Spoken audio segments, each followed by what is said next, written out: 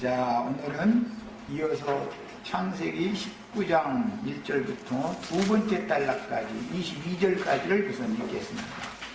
자, 같이 분명히 흐름을 이해하기 위해서 22절까지 같이 읽습니다. 형제님들이 한 절 읽고 자매님들이 한 절 읽고 이렇게 집중하게 하기 위해서 그렇게 읽겠습니다. 자, 형제님들 먼저 읽습니다. 저녁 때에 그 두 전사가 소돔에 이르니 마침 롯이 소돔 성문에 앉아 있다가 그들을 보고 일어나 영접하고 땅에 엎드려 절하며 이르되 내 주여 우리가 종의 집으로 들어와 발을 씻고 주무시고 일찍이 일어나 갈 길을 가소서. 그들이 이르되 아니라 우리가 거리에서 담을 세우리라. 롯이 강성함에 그들에서 돌이켜 그 집으로 돌아오니라. 롯이 그들을 위하여 식탁을 베풀고 무교용을 부으니 그들이 먹으니라. 그들이 눕기 전에 그 성 사람 곧 소돔 백성들이 노소를 나누고 모든에서 다 모여 그 집을 빼앗아가고 롯을 부르고 그에게 이르되 오늘 밤에 네게 온 사람들이 어디 있느냐 이끌어내라. 우리가 그들을 상관하리라. 롯이 문 밖에 무리에게로 나가서 비로 문을 닫고 이르되 청하노니 내 형제들아 이런 악을 행하지 말라. 내게 남자를 가까이 하지 아니한 두 딸이 있노라. 청하건대 내가 그들을 너희에게로 이끌어내리니 너희 눈에 좋을 대로 그들에게 행하고 이 사람들은 내 집에 들어갔은즉 이 사람들에게는 아무 일도 저지르지 말라. 그들이 이르되 너는 물러나라. 또 이르되 위자가 들어와서 거류하면서 우리를 법관이 되려 하는구나. 이제 우리가 그들보다 너를 더 헤아리라 하고 롯을 비치며 가까이 가서 그 문을 부수려고 하는지라. 그 사람들이 손을 내밀어 롯을 집으로 끌어들이고 문을 닫고 문 밖의 머리를 해소를 막론하고 그 문을 어둡게 하니 그들이 문을 찾느라고 헤매었더라. 그 사람들이 롯에게 이르되 이 외에 내게 속한 자가 또 있느냐. 내 사이나 자녀나 성 중에 내게 속한 자들을 다 성 밖으로 이끌어내라. 그들에 대한 부르짖음이 여호와 앞에 크므로 이곳에서 여호와께서 이곳을 멸하시려고 우리를 보내셨다니 우리가 멸하리라. 롯이 나가서 그 딸들과 결혼할 사이들에게 말하여 이르되 여호와께서 이 성을 멸하실 터이니 너희는 일어나 이곳에서 떠나라 하되 그의 사이들은 못 나가고 여겼더라. 동틀 때에 천사가 롯을 재촉하여 이르되 일어나 여기 있는 네 아내와 두 딸을 이끌어내라. 이 성의 계약 중에 함께 멸망할까 하노라. 그러나 롯이 지체하매 그 사람들이 롯의 손과 그 아내의 손과 두 딸의 손을 잡아 인도하여 성 밖에 두니 여호와께서 그에게 자비를 더하심이었더라. 그 사람들이 그들을 밖으로 이끌어낸 후에 이르되 도망하여 생명을 보존하라. 돌아보거나 들에 머물지 말고 산으로 도망하여 멸망함을 면하라. 롯이 그들에게 이르되 내 주여 그리 마옵소서. 종이 주께 은혜를 입었고 주께서 큰 인자를 내게 베푸사 내 생명을 구원하시오나 내가 도망하여 산에까지 갈 수 없나이다. 두렵건 내 재앙을 만나 죽을까 하나이다. 도서서 저 성읍은 도망하게 가깝고 자기로 하오니 나를 그곳으로 도망하게 하소서. 이는 작은 성이 아니니까 내 생명이 보존되리이다. 그가 그에게 이르되 내가 이 일에도 네 소원을 들었은즉 네가 말하는 그 성읍을 멸하지 아니하리니 그리로 속히 도망하라. 내가 거기 이르기까지는 내가 아무 일도 행할 수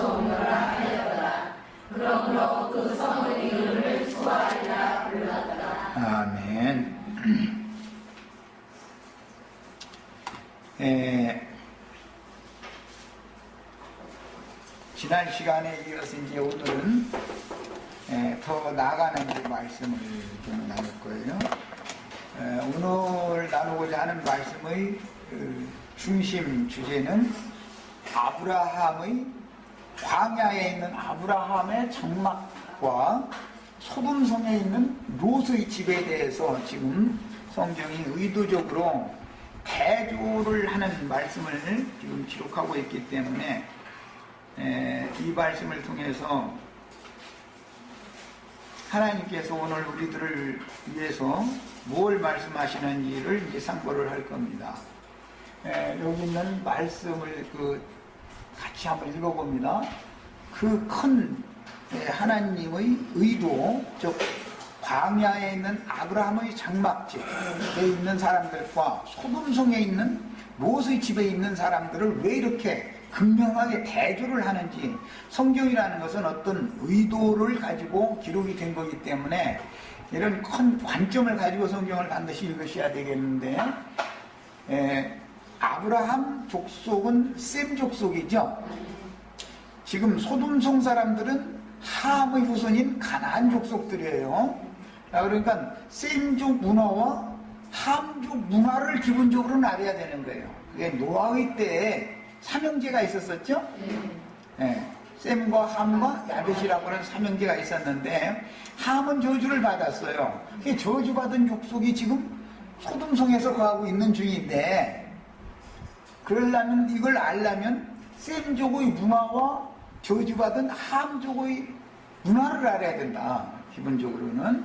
그 다음에 나는 어디에서 와서 어디로 가는가, 이걸 지금 말하고자 하는 것이 창세기 18장에서 19장으로 넘어가는, 이제 20장까지 이제 전체적인 흐름이지만 넘어가는 내용의 중심 주제다, 흐름이다. 이것을 아셔야 되겠어요. 말하고자 하는 의도를 알아야 되는 거예요. 이제 특히 오늘 말씀에 의하면 소돔성에 두 천사가 이르렀을 때 롯이 자기 집으로 두 사람을 영접해 드렸기 때문에 롯의 집에 장로들과 젊은이들이, 소돔성의 장로들을 말한 거예요. 원군에서 다 모여가지고, 말하자면 이제 소돔성의 대표자들이겠죠. 모여가지고 와서 그 손님을 내놔라, 이걸 요구를 하는 내용을 우리가 읽었어요. 이제 통산적으로 기독교계에서 이 말씀을 이해를 할 때 이것은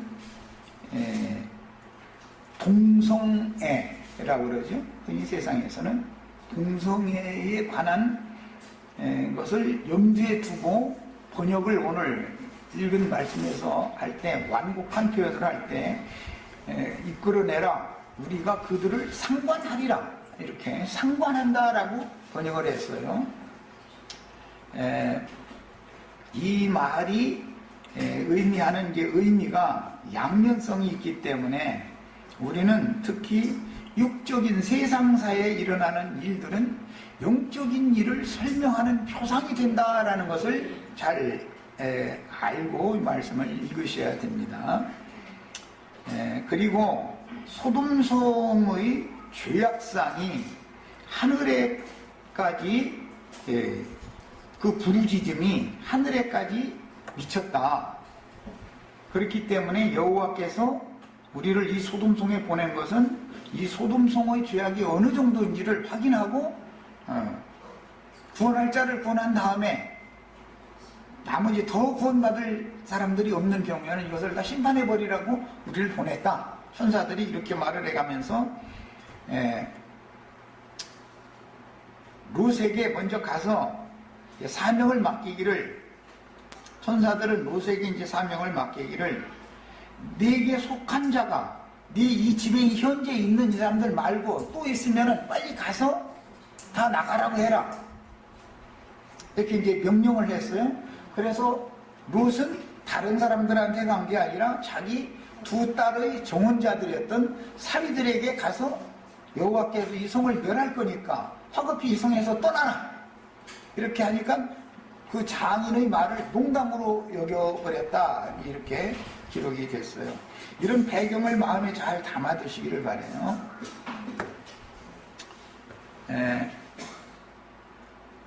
우리는 지금 전도의 사명을 받은 하나님의 제사장들이에요. 그러면 이런 말씀이 말하고자 하는 의도를 알아야 되는 거다. 그것을 종합적으로 말하면 모든 사람들에게 나가서, 특히 믿는다 하는 세상 교계에 있는 사람들에게, 소돔 성 사람들에게 나아가서 나는, 당신은 어디에서 와서 어디로 가는가, 이걸 가르쳐줘야 된다. 소돔성에서는 나와야 되는 것이고, 거기서 나오면 어디로 갈 데가 있어야 되는 거예요. 인생을 사는데 구원이라는 말 자체가 벌써 죄와 사망 권세가 역사되어 있는 어둠의 세상에서 나와서 빛과 영광으로만 충만한 그리스도의 새 세계, 하나님의 나라로 들어가는 것을 구원이라고 그러는 건데, 어디에서는 나와서 어디로 가야 구원인가, 이것을 지금 말하고자 하는 것이 성경의 중심된 흐름이다, 이 말이에요. 이런 것을 마음에 잘 담아두시고 오늘 말씀을 같이 나눕니다. 상관하리라라는 이 용어는 동침이라는 개념을 가지고 번역을 이렇게 했지만, 여기에서는 너무 직설적으로 동침이라는 개념만을 염두에 두고 번역한 것은 오번역을 한 겁니다. 사실은 이 말은 어느 셈족의 문화는 해가 진력인데 지나가는 나그네가 그 마을에 도착이 되어 있으면, 도달되어 있으면 자기 집으로 영접을 해서 공개를 해서 그 이튿날 자기 갈 길을 가도록 해주는 것이 셈족의 문화예요. 그래서 롯이 아브람처럼 손님을 영접한 것은 그런 문화 때문에 그렇게 한 거예요. 그들의 삶이었어요, 이것이. 우리나라도 셈족이었기 때문에 우리 부모님 세대만 해도 지나가던 사람들이 와서 하룻밤 묵고 가게 해달라고 부탁하면 밥도 같이, 가난하지만 같이 나눠 먹고 잠자리가 불편해도 이렇게 쉴 수 있는 자리를 마련해주고 다 그렇게 했어요. 그런데 지금은 그게 어려움도 없죠. 이제 지금은 서양 문물이 들어가지고 이제 그렇게는 않지만 다 돈 받고 하니까 지금은. 그냥 옛날에는 그랬다고 해서 돈을 받거나 그렇게 한 일이 없었어요.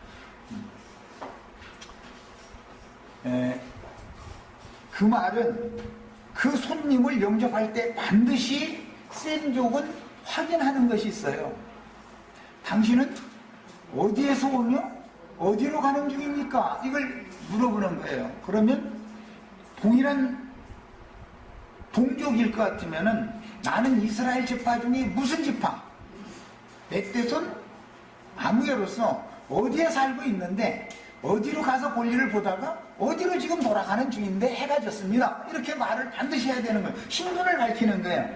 그것을 알아보는 것을 일러서 야다라는 말은 알아본다 말이에요. 알아본다. 여기 야다라는 말을 동침이라는 이런 개념이 있기 때문에 이것을 의역을 이렇게 한글 번역인 번역을 해놨지만, 원래 그 야다라는 말은 어떤 사람에 대해서 경험적으로 알아본다, 그런 뜻인 거예요. 사람을 객관적으로 아는 것과 경험에서 아는 부부가, 우리 현 형제님하고 안자매님하고는 그냥 청계총각 때 아는 거하고 지금 수십 년을 살아보고 아는 거는 벌써 그냥 남편이 눈을 이렇게 뜨는지 저렇게 뜨는지 눈 뜨는 것만 봐도 다 알죠. 아내가 한숨을 푹 쉬고 있는지 기분이 좋은지 이것은 그냥 구태 물어볼 필요가 없어요. 다 아는 거예요. 밖에서 문 두드리는 소리만 들어도 남편이 오늘 기분 좋게 들었다 늘 알고, 문 두드리는 소리를 듣고 아내는 오늘 남편 기분이 조금 별로 안 좋구나 라는 것을 아는 거예요. 그게 객관적으로 아는 것과 경험에서 아는 건 전혀 다른 것이죠. 사람을 알아볼 때 이렇게 깊이 내면을 알아보는 거, 또는 어떤 사건이 일어났을 때 그 사건의 내면에 감추어진 진실을 아는 것. 어떤 문제, 일이 벌어졌어도 밖으로 드러난 것만 가지고 사람을 판단하고 재판하면 안 되죠. 왜 그 사람이 그렇게 말을 해야 했고 그렇게 행동을 할 수밖에 없었는지 어떤 정황이라는 게 있게 마련이죠. 이렇게 내면을 아는 것, 그리고 모든 것의 진실을 아는 것, 속사정을 아는 것. 사람을 낳을 때 부부간에는 서로 속을 알아야 된다는 거잖아요. 아내는 남편이 속을 알아야 되고 남편은 아내의 속을 알아야 사는 것이죠. 그런 것을 의미하는 용어인 거예요. 이 야다라는 용어는. 그래서 안다라는 의미가 제일 중요한 그 본문의 의미인 거예요. 단어 자체의 뜻이에요.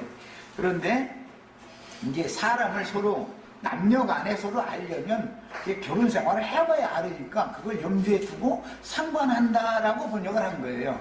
이게 원래의 뜻을 알고 나서 이 의미를 이해를 하셔야지 그냥 이 단어 자체만 가지고 사사기 19장에서는 우리가 그와 관계하리라 라고 표현을 해요. 그 관계한다, 여기 상관한다 같은 개념을 지금 말한 거예요. 셈조고의 언어는 이처럼 언어 유희라 그래가지고 은어를 사용하죠. 그런 직설적인 표현을 잘 않죠. 누구와 무슨 관계를 맺었대 이렇게 말을 하면은 그것은 우리는 다 알죠. 서양 사람들한테 그런 얘기를 해보면 그게 무슨 소리인지 모르죠. 관계성이라는 건 하도 많으니까. 그러나 우리는 누가 누구와 관계를 맺었다 그러면 그게 뭔 말인지 아는 거예요. 이 셈족의 언어예요. 언어 관습이에요. 이게 문화단 말이에요. 셈족의 문화예요. 그런데 소돔성 사람들이 자기 성읍에 손님이 왔는데 성문에 롯이 앉아 있다가 그 성문에 앉아 있는 사람이라는 것은 거기 이제 성의 모든 일들을 처결할 수 있는 그런 장로급이다라는 말을 린 거예요. 이것도 이제 그 가나안 셈 쪽의 문화니까. 그런데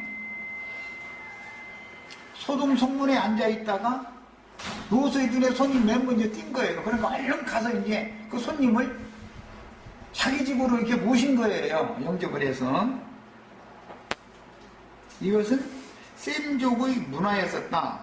그런데 소돔성 사람들의 생각에는 롯이라는 사람이 손님만 오면 먼저 가서 채가지고 저희 집으로 데려간다. 이제 이것이 기분 나쁘다 이 말이에요. 쉽게 표현하자면. 그래가지고 그 사람들은 롯을 이방인으로 본다. 이거 이방인으로. 원래 롯은 농경문화의 사람이 아니고 목축문화를 하고 사는 사람이었죠.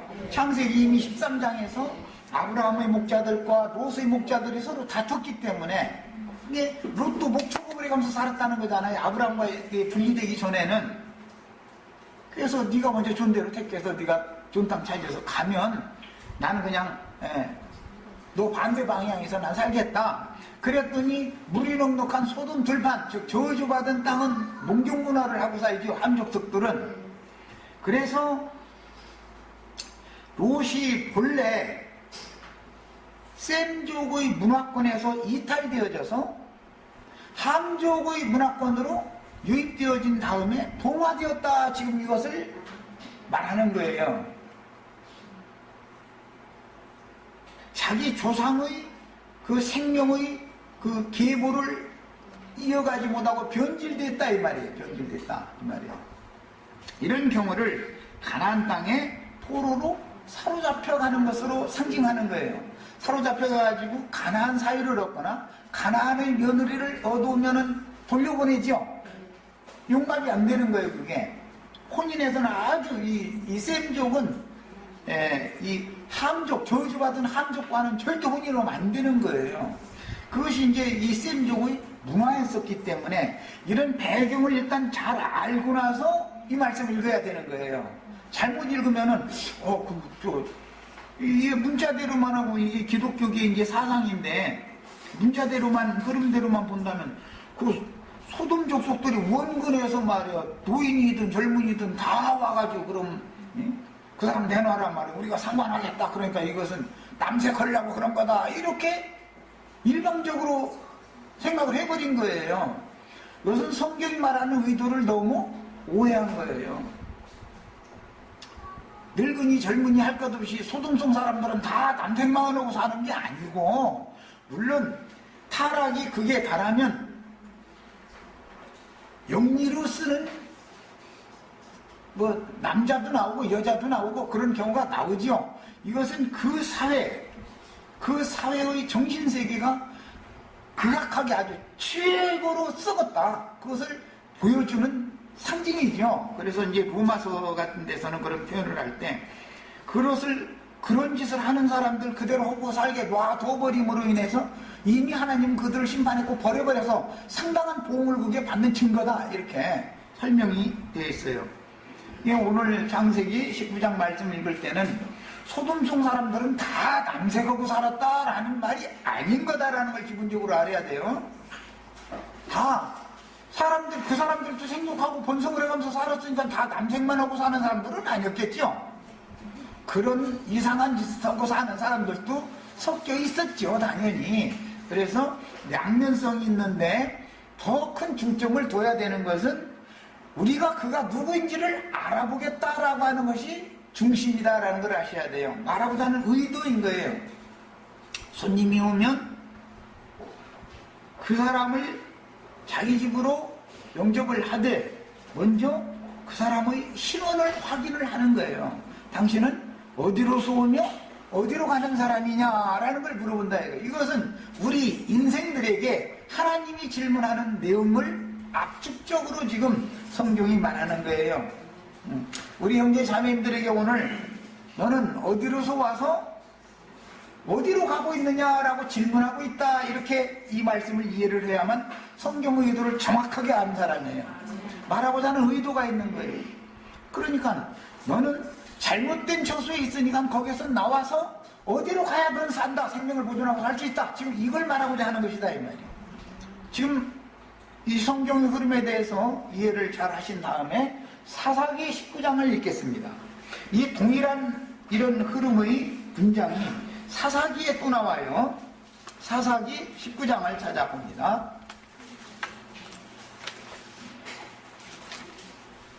거기 보면 에브라임 산지에 살던 한 레위인이 첩을 얻어가지고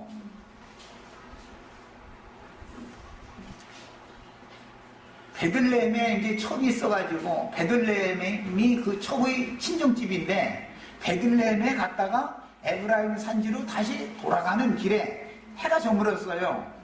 그래서 베냐민 지파의 경내에 근처에 가서 하루를 유숙해도 되지만 근처에 가서 유숙을 하려면 이방인들이 거하는 동네이기 때문에 히브리인이니까 이방인의 마을에 들어가지 말고 조금 더 가서 그러면은 우리 동족, 이스라엘 동족에게서 하룻밤 묵다 가자 해서 도착을 한 그 마을 사람들이 베냐민 사람들이 살고 있던 길르앗 지경이었다, 이거예요. 길르앗 지경. 그런데 거기에서 큰 사건이 벌어졌죠. 여기 읽어보면 참 너무 무슨 만화도 아니고 뭐 이상한 말들이 참 많이 나와요. 오늘 창세기 19장에서도 그 사람들 내놔라 그러니까 무엇이 한다는 소리가, 나 처녀딸이 있는데 처녀딸 둘 너희한테 내줄 테니까 너희 눈에 좋은 대로 해라, 이렇게 했다는 거잖아요. 이게 그 말씀을 염두에 두고 이것은 남색하는 얘기다라고 사람들이 그렇게 생각해서 번역을 이렇게 해놓은 거예요.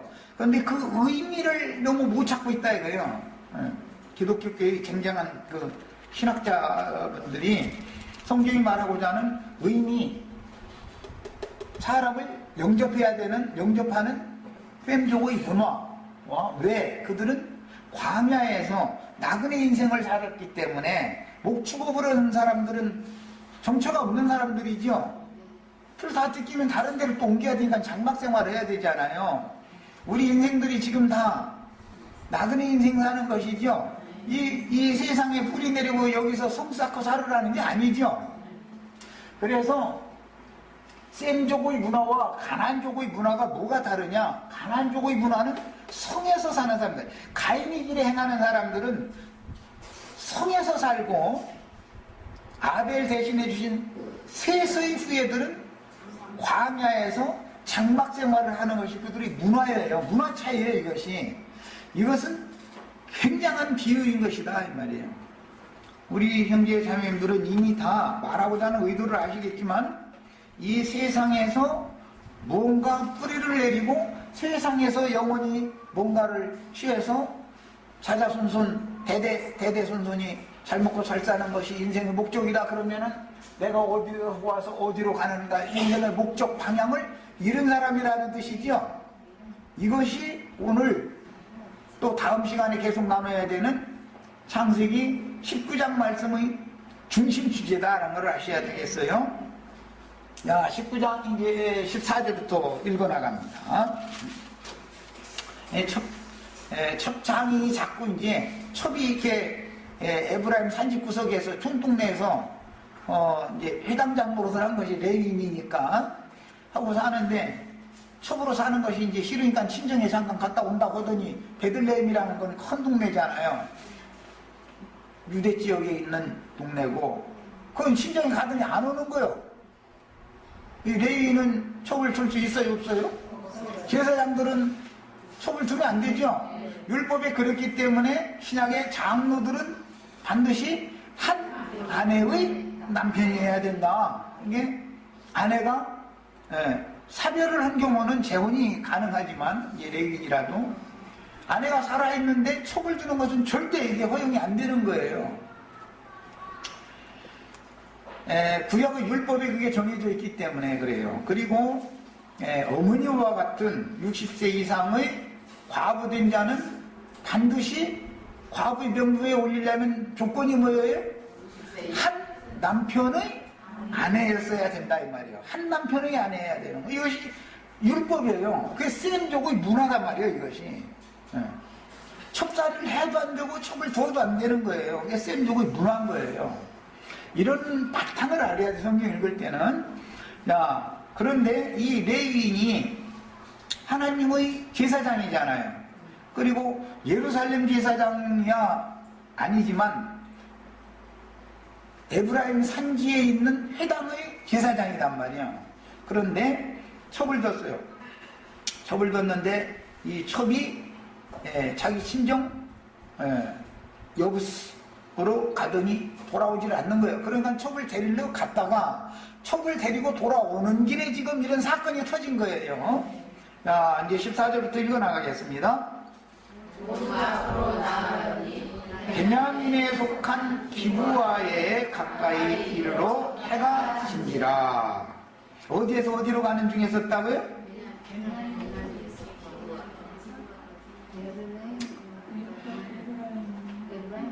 첫 장인집이 베들레헴이니까 에브라임 산지 사람인데, 에브라임 산지에서 자기 첩을 데려오려고 베들레헴으로 갔다가 다시 에브라임으로 돌아가는 길에, 그 말이요.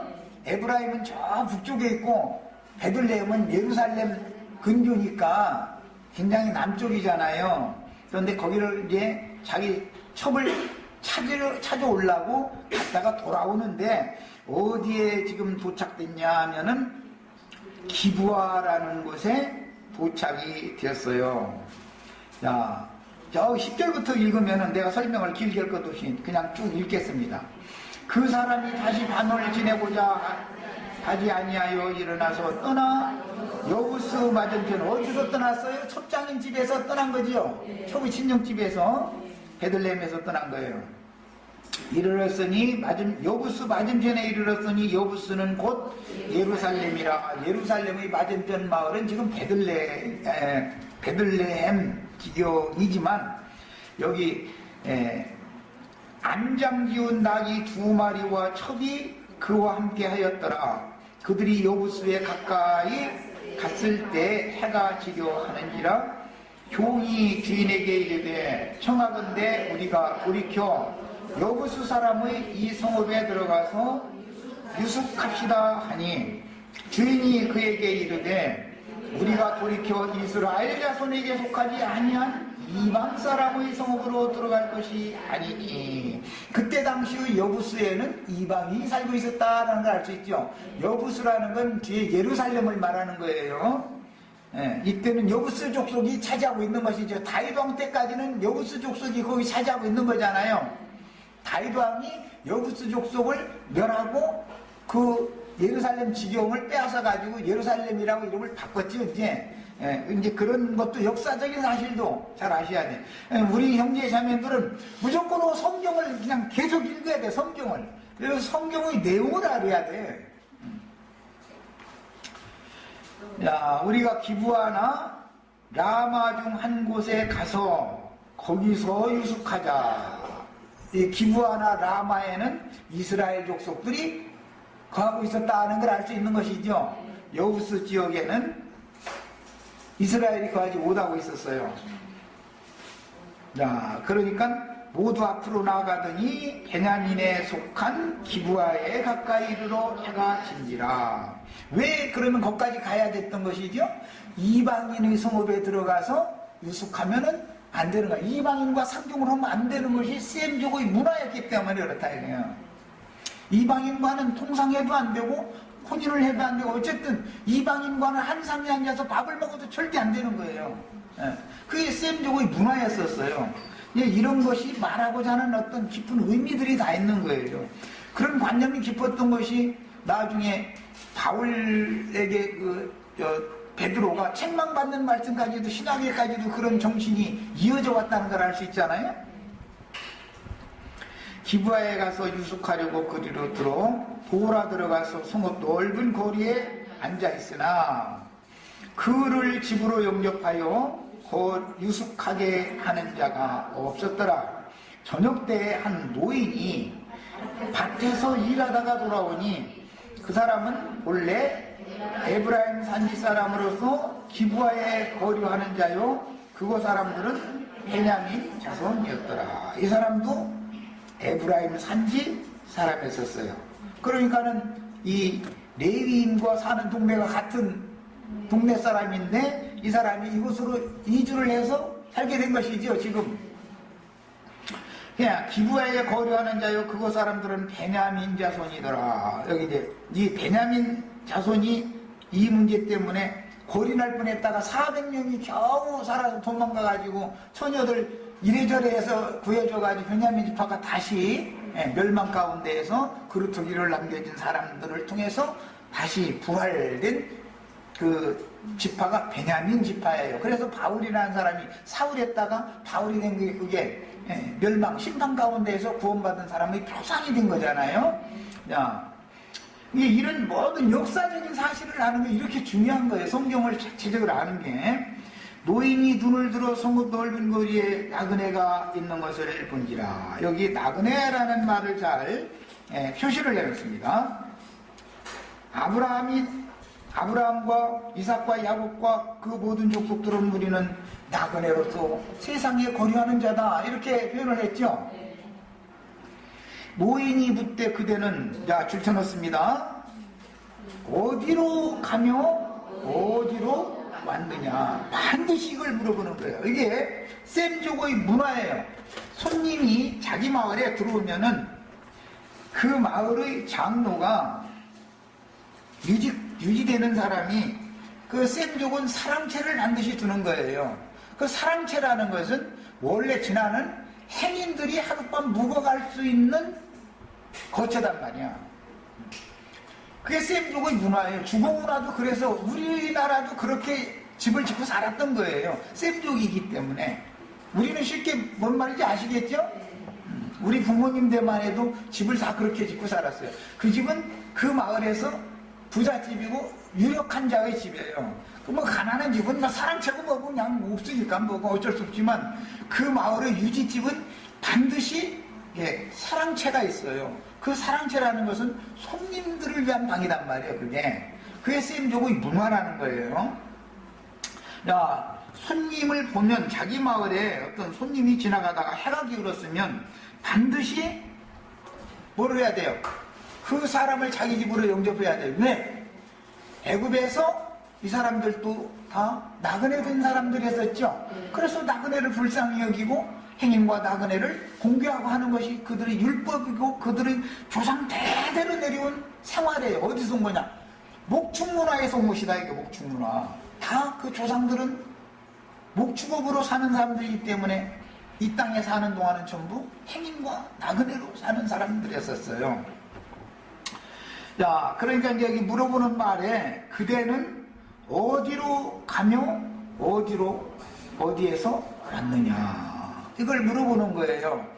이것은 그때 당시로에서는 너희가 우리 이스라엘 12지파 중에 누구냐라는 걸 확인하는 말이에요. 이방인인지 히브리인의 동족인지를 지금 확인해 보는 거예요. 이 말은 영적으로는 우리에게 구속받은 성도들의 생명의 근원이 어디냐 이걸 물어보는 거예요. 우리는 다 주께로부터 와서 주께로 돌아가는 중이지요. 이것을 알아야 돼. 나는 어디에서 와서 어디로 가는가 이걸 알아야 돼. 이게 사람이다. 이걸 모르면 이건 짐승이라고 그래. 짐승. 소돔성 사람들은 이런 것과 상관없이 이걸 모르고 산다 이거예요.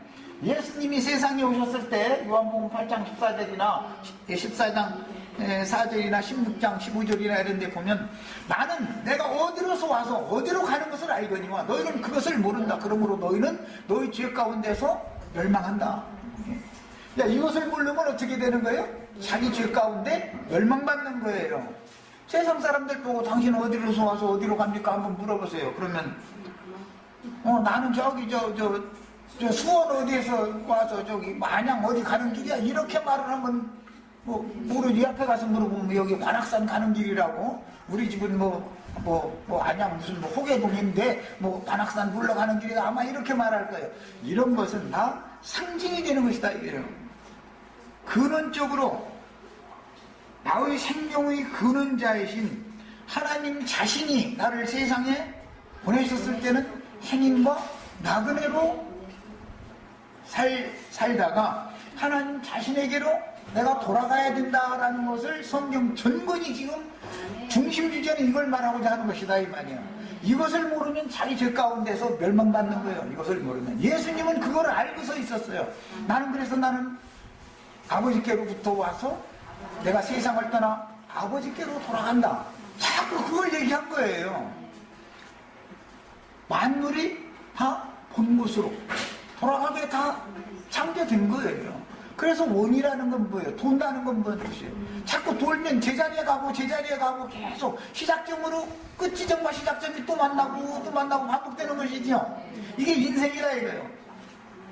셈족은 그래서 이제 거기에서도 물론 영광이 되는 말로서 옛날에는 지금은 장수시대니까 이해가 안 되지만 60이라고 하는 건 돌아올 획자를 쓰죠.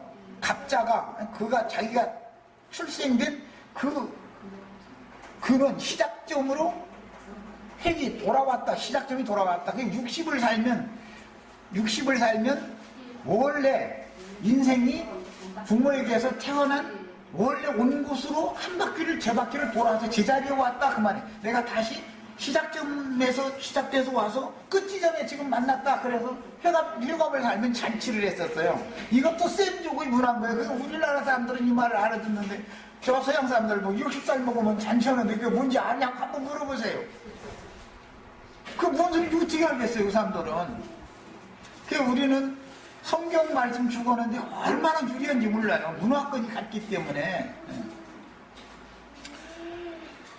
그대는 어디로 가며 어디서 왔느냐? 그가 그에게 이르되 우리는 유다 베들레헴에서 에브라임 산지 구석으로 가나이다. 이 사람이 지금 현재 사는 곳은 에브라임 산지 구석이었는데 그곳에서 베들레헴으로 촉을 데리러 왔다가 베들레헴을 출발해 다시 에브라임 산지 구석으로 가는 길이죠. 가는 길에 베냐민 지파의 기브와 성읍에서 일어난 일이다 이 말이 지금. 나는 그곳 사람으로서 자기 신분을 정확하게 밝히는 거예요 지금. 그곳 사람으로서 유다 베들레헴에 갔다가 이제 줄쳐놓습니다. 어디로 간다? 여호와의 집으로 가는 중인데 그랬어요. 우리는 하나님 아버지께로부터 세상에 보냄을 받아가지고 하나님의 집으로 돌아가는 길이죠. 이것은 너무너무 중요한 말이에요. 그런데 소돔성이라고 하는 것은 마귀집이다. 이거기는 마귀집 이 말을 한 거예요. 그러니까 마귀집에서는 나와가지고 어디로 가야 돼? 하나님의 집으로 가야만 생명을 보존하는 얘기를 지금 하는 거예요. 충분히 이해하셨죠? 여호와의 집으로 가는 중인데 나를 자기 집으로 영접하는 사람이 없나이다. 우리에게는 나귀들의 거길 집과 여물이 있고 나와 당신의 여종과 당신의 종인 우리들과 함께한 청년에게 먹을 양식과 포도주가 있어 무엇이든지 부족함이 없나이다 하느니라. 그 노인이 이르되 그대는 안심하라. 그대의 쓸 것은 모두 내가 담당할 것이니 거리에서는 유숙하지 말라. 여기 굉장히 중요한 말인 게 나왔는데, 유대인들은 여행을 위해서 여행에 필요한 모든 것을 나귀에 싣고 같이 가지고 다니는 거예요. 음식물도 가지고 가야 되고 이제 다 가지고 다니는데, 그래도 유대인들이 유대인의 지경을 지날 때는 자기 것을 먹고 자기 처소에서 자고 이렇게를 않는다 이거예요. 왜? 나그네를 영접해서 공개하는 율법을 지켜야 하기 때문에. 문제는 이제 뒤에 보면 출애굽기, 레위기, 민수기, 신명기에 보면은 이스라엘이 애굽에서 나와서 광야를 거쳐서 가나안 땅에 들어갈 때 광야 끝지점에는 세일산을 기업으로 받은 에서 족속과 모압 족속과 암몬 족속이 거기에 거처를 정하고 사는데, 그 사람들은 이스라엘 사람들을 공개하는 것이 아니라 돈을 받고 떡과 물을 팔지요. 여기까지 일단 하고 시간이 됐으면 이제 일단 잠시 쉬었다가 이 말씀을 나누겠습니다.